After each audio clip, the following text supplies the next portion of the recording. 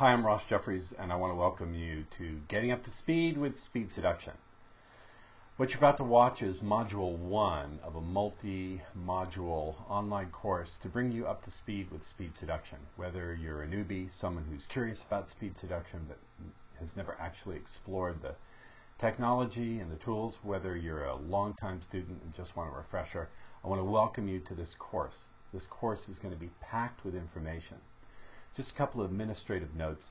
It's not my job as a teacher, I don't think, to read from the slides. The slides that you're looking at, that you're going to be seeing as you go through this course with me, are designed for you to review, to look at your leisure. They're not really something for me to narrate from. So a lot of this is going to be me talking about things that may not exactly replicate on the slides. Sometimes it will. But I want to point out to you, it's my job to reach across through the computer and to teach. Another thing I want you to see is, if you'll look, you'll see the copyright notice gives you explicit and express permission to reproduce this course and post it anywhere. You can put it on your blog, you can put it on your website, share it on StumbleUpon, Facebook, I don't care. But please leave all the content intact. Don't change anything, don't subtract anything, don't add anything, and leave all the links intact. All right, here we go with Module 1. This is going to be really good. It's very important. It's about the concepts and the cognitions, the understandings that really make speed seduction a very powerful way, not just to have success with women, but relate to people in the world. So let's get to the concept of speed seduction. First and foremost, speed seduction is about a set of concepts, a set of beliefs. It's a way of looking at women. It's a way of directing your attention to notice things that most people ignore completely. And we also want to teach you to ignore the things that the average frustrated chump focuses in on. So in speed seduction, we get very curious. We ask, how do women create their emotions? When a woman says she's attracted to a man, how does she experience that attraction? In what way does that take place inside of her body? What are the processes through which women create and build and experience their subjective internal world? How do they create what's going on in between the ears? Because you see, if you can understand and shape what goes on between the ears, then opening up and getting what's between the legs becomes relatively easy. So one of the key things we say in speed seduction, there probably should be quotation marks in that little thing. There's no such thing. There's no such thing as love. There's no such thing as fascination. There's no such thing as attraction. There's no such thing as desire. Now, I know for some of you watching this, you're saying, well, Ross, that's the problem. For me, there is no such thing. But what I mean is that what our language thingifies, what our language takes and freezes into a thing that we either have or get inflicted upon us, is not a thing. It's a process. It's something that takes place in the human brain, in the human mind, in the human physiology, in the human neurology. Because it's something that's flowing, that's moving, that means it has a structure. It has a syntax, and by syntax I mean it has a certain order. It has to be expressed in a certain order, and there's a flow to it. And granted that it's moving, granted that it has a structure, granted that it has a syntax, granted that it has a flow, anything that moves and flows can be interrupted, it can be amplified, it can be stopped, it can be started, it can be rearranged, it can be channeled, it can be controlled, it can be shaped. Now, this is really a profound understanding. It's a very Zen understanding. You might say, in some sense, speed seduction is a very Zen way to seduce women, because like Zen, we view women not as fixed things, but as an ongoing changing process that's constantly moving, constantly changing. I got this idea and way of looking at the world through my study of NLP. NLP is the study of the subjective human experience, what goes on in between the ears and in the body. And when you begin to look at people and the things that people do, not as things, but in fact processes and ongoing activities, the edges of your limitations begin to get a little loose. The boundaries start to melt and things start to become possible. So here are the things I want you to ask. How do women create their emotions? Let's say a woman says, I'm really attracted to Bob. Well, how is that woman experiencing the attraction? Well, I want to suggest that any emotion that a woman experiences is the result of certain elements, certain components that you can rearrange in different orders, different proportions. First of all, she's got to have some kind of visual imagery. If she's attracted to Bob, somewhere in her mind she's making images of Bob. Maybe she's making images of she and Bob getting it on. Maybe she's has an image in her mind of Bob looking real good. I don't know, but there's some visual component going on. Second, there's some kind of auditory dialogue. Whether it's in or outside of her conscious awareness, she's probably most likely saying something like, damn, Bob looks hot. Okay? I don't know what the content is, but there's probably almost certainly some auditory dialogue, something she's saying to herself in her head. She may even say it out loud when she thinks about it. So that's the next component. She may be saying something out loud, like not just in her head, but damn, I want him. There's obviously a flow of internal sensations. When she says she's attracted to Bob, that's really shorthand. It's shorthand for saying that as I'm thinking about Bob, I feel a rush of warmth in my chest that spreads to my shoulders. Then that warmth gets more intense, and then the warmth spreads downward into my crotch. Or it could be shorthand for her saying, I feel a tingling up my spine. Then I feel warmth flush through my face. Then I feel the warmth rush into my vagina. When she says, I feel attracted to Bob, well, attracted really doesn't give any kind of description. It's shorthand for the actual physical flow of sensations in the body. See? So what's useful as a way of demystifying female emotion, indeed all emotion, but one of the things I want to do is take the mystery out of this to demystify things that are deliberately mystified by society to keep you confused, to keep you a slave. Just like the movie The Matrix. I want to show you The Matrix. So let's think of recipes. When you think of a recipe, let's think of baking a cake, baking a pie, baking cookies. What makes up a recipe? What's in the recipe? Well, first of all, there's ingredients, right? Think about it. What are the ingredients for a cake? There's the cake mix, there's flour, sugar, eggs, water, whatever goes into it. Then there are the actions that you have to take. You have to do certain things. You have to pour in the sugar. You have to mix the flour. You have to crack in the eggs. You have to stick it into the oven. So they're the actions that you have to take. Then there's the proper sequence, right? When you bake a cake or watch someone else bake a cake, they have to do it in the right sequence. You don't mix everything in, stick it in the oven, and after 45 minutes, then you crack in the eggs. That doesn't work. So you have to do things in the proper sequence. Then you have to have the proper proportions. If you're making a cake to feed 4 or 5 people, you're obviously not going to, crack in 15 dozen eggs. That would be too much. So you have to have all these things. You have to have the right ingredients. You have to take the right actions in the right sequence with the right proportion of ingredients. That's a recipe. So where am I driving with this? You can do the emotions that you want a woman to experience with you as nothing more than the combination of different elements of a recipe taking place in a certain sequence with a certain proportion. That's it. There's nothing mysterious about it. A woman's emotions don't come because some chemical floats into her brain. I won't get into argument about pheromones, or because a little mysterious angel called Cupid shoots an arrow in her ass, or because she's met her soulmate, or any of that twaddle. It happens as the result of a sequence with a proportion with ingredients. Okay? So, we want to ask different questions. We want to ask, as speed seducers, what emotional states do I want attractive women to experience with me? Let's talk about this. One of the fatal mistakes most men make with women is they're so focused on behavior. They ask things like, how can I get Debbie to go out with me? Assuming that going out with you is going to be useful. How can I get Debbie to sleep with me? How can I get Debbie to have a threesome with me and her twin sister? You're over-focused on behavior. Now, of course, we have to keep behavior in mind, but the real deal with women is we ought to first ask, no. What are the emotional states I want Debbie to be around, to be in when she's around me, when she's thinking about me, such that those behaviors will normally just flow out of those emotional states, right? When women are in certain emotional states, they're far more likely to eagerly give us those behaviors that we're seeking. So back up a minute from the behaviors, and if you think about some woman who you really want to get with, instead of asking, how can I get her to do this, which is okay at some point in your sequence, first ask, okay, what are the emotional states I want her to associate with me? When I ask this question in my seminars, students raise their hands and say, lust, dripping arousal, super hot desire. So, they're really leaning on it. Those are all good things.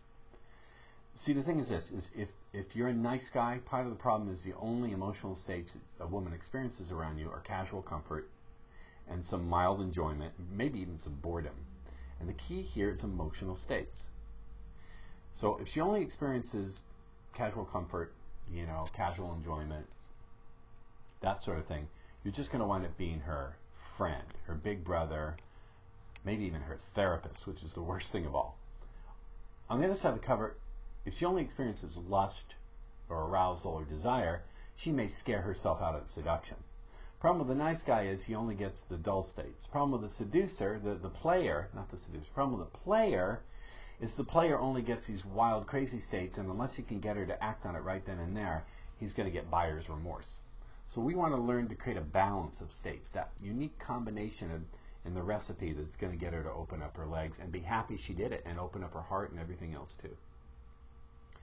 Speed seducers ask different questions. Let me just say that the kinds of questions you ask will structure the kind of thinking you can do, how far you can think about a subject, how you think about a subject, and that in turn will determine the behavioral choices you have.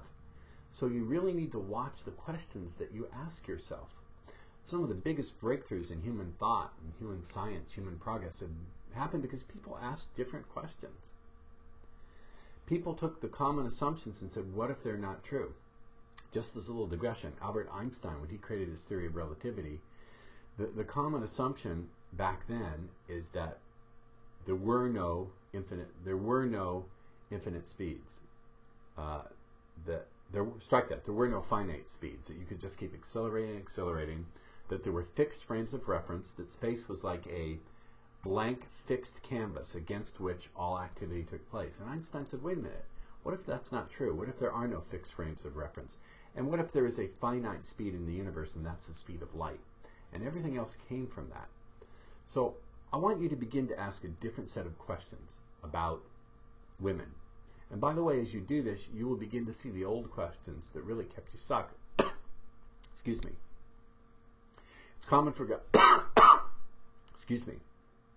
I'm sorry, I'm a real person. This is not some slick recording studio. As you can see, I'm just speaking my truth from the heart, telling you what I really think.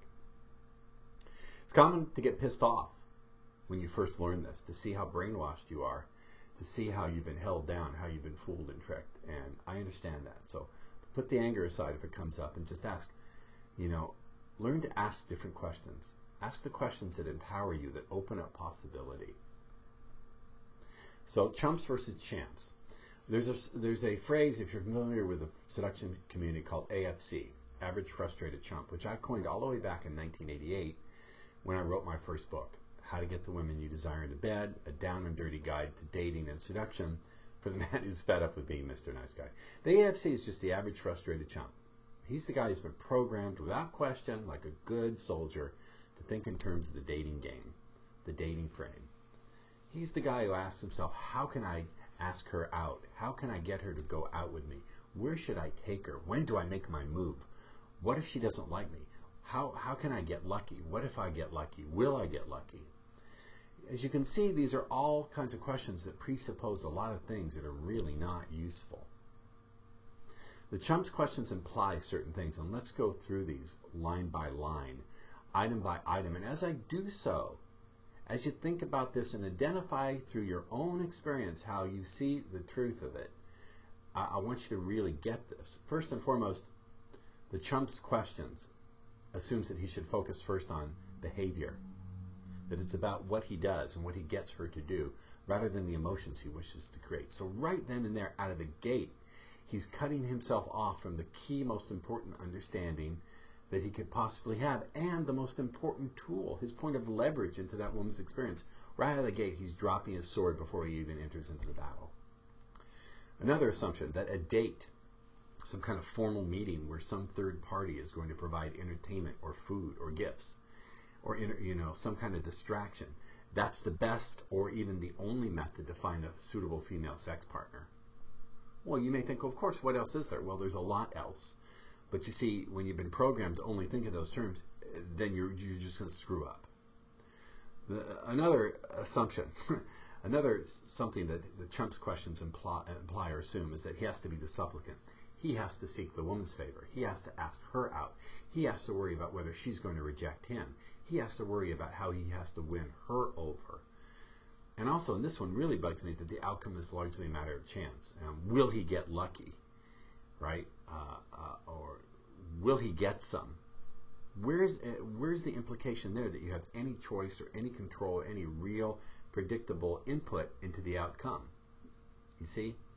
I often have used this illustration. If you were getting on a plane, say from New York to Italy or Israel to China, and as you were getting on the plane, you leaned into the cockpit and you said to the pilot, "How are you going to make sure we get to China?" And he looked at you, and he honestly meant it. He said, "I don't know, maybe we'll get lucky. Or we'll try something. Well, I'll make my move once I'm halfway there." You get off the plane. I want to suggest to you that your love life and all the ego issues related to sex and being attractive, it's at least as important as flying, the friendly skies.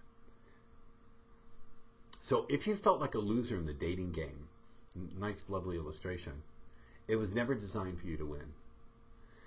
It's not designed for you to win. Now, maybe if you're good looking and you're high status and you're famous or rich, if you're a movie star, people say to me, "Well, what about Brad Pitt? Brad Pitt seems like such a nice guy."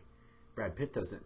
Well, Brad Pitt, listen, if I was Ross Jeffries, the incredibly good looking, internationally famous, fabulously wealthy movie star, okay, I could act differently and do different things and think a different way and be really successful with women. I'm assuming if you're watching this, you're not Brad Pitt or someone of that status. Although you would be surprised how when guys don't know how to exert the right kind of influence and control, even they get burned. The stories of very powerful, wealthy men, movie stars, captains of industry, famous politicians, who can't control it in the bedroom and get brought down by women, those stories are too numerous to relate. I don't think you need me to tell you that. So I want you to notice that in any kind of social mechanism where lots of people are losing, you need to look for where the money is going. So who benefits from the dating game? Well, women get lots of free meals, but the entertainment industry, the restaurant industry, the flower industry, the gift industry, God help you if you're really a loser, the diamond industry, it goes on and on and on and on. Yes? So here's a key speed seduction rule. One of the things I think you ought to do is you should take these rules and you should write them down on flashcards. I don't know, I don't have any flashcards here in my little home studio, but little 5.5 by whatever cards. And keep them by your bedside and go through them every frickin' night. Tattoo them on the inside of your eyelids, because these are crucial. Successfully attracting and seducing women. Really having choice, true choice, where you never have to worry about whether she's going to like you the next day. You can just move on if she's not pleasing you. Having that kind of choice is crucial. There's something crucial to get that, and that is, how can you capture and lead her imagination and emotions? That's it. What can you do? How do you structure your communication to capture and lead their imagination and emotions? It's a question I drill into my students' heads. How is this communication designed to capture and lead a woman's imagination and emotions? Now, I have to say, this is not really new with me. Seducers, Lotharios, Casanovas, Don Juans have been doing this across the ages. They've been using their words to capture and lead a woman's imagination and emotions. When you can learn to do this predictably, reliably, with milestones, so you can see where you are in the process, what you need to do next, where you need to back up, where you need to drive forward, where you maybe need to take a left or a right turn. When you can learn to do this, then dating will be for women who you're already sleeping with. I encourage my students to chant that. Dating is for women I'm already sleeping with. Now here's the really cool thing. You don't need a formal date to do this. You don't need a formal date to do this. And in fact, a date may just get in the way. And the reason why a date may get in the way is the minute you ask a woman on a date, her checklist pops up. I may discuss this in a subsequent module after this one, but women have a checklist, like an automatic checklist in her head of the things that society has programmed her to look for and the things she's used to looking for, her habitual, what she's used to liking or not liking. And that's all cool, that's all fine, but as soon as you ask for a date, that checklist pops up because she's going to measure you against that checklist to see if you potentially fit in. See, so we want to, as far as possible, actually avoid dates. Now, get this, it's never about where you take her or what you spend. I'll say it again, it's never, never, never, never about where you take her or what you spend. I have gotten with women, and you look at my face, I am not a good-looking guy. Well, I'm okay. But I've gotten with some of those amazing women within 20 to 30 minutes of talking to them. And, these are some high-class girls, too. And I've done it without spending more than $5. So it's never about where you take her or where you spend or what you spend.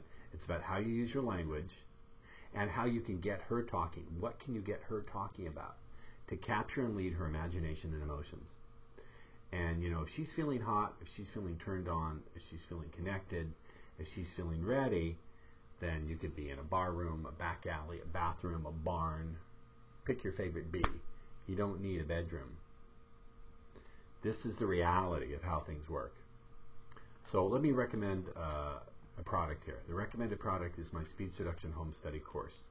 You can see the URL here. It's www.speedseduction.biz/products/RJ, that's capital R, capital J, 187.php.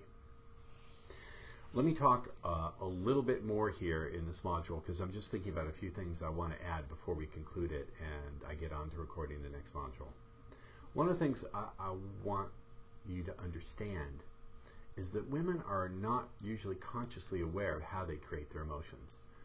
For the most part, all that women are consciously aware of is some feeling in their body. They are not consciously aware of the other elements of the recipe. So when you get really good at this, you can actually see those elements cooking. You can almost see what they're thinking in their head. You can almost hear the internal dialogue. You can watch this stuff being generated. But the really cool thing is this. Because women are not consciously aware of most of the process, it operates in a very hypnotic way. What I mean by that is that anything that takes place outside of a person's conscious awareness has a very hypnotic effect. Because it has a hypnotic effect, that means it is not resisted, and it pretty much goes like clockwork. The good news for you is this, is when you trigger these processes, the exact same processes that she's going to undergo to produce that end result of feeling attracted, when you can trigger them, they're going to happen outside of her conscious awareness, and the same powerful effect will take place. So this is very powerful, very cool, really good stuff. And I want to remind you to feel free to pass this module around. Remember, don't change any of the content, don't add anything, don't subtract anything, and we'll see you in some subsequent modules.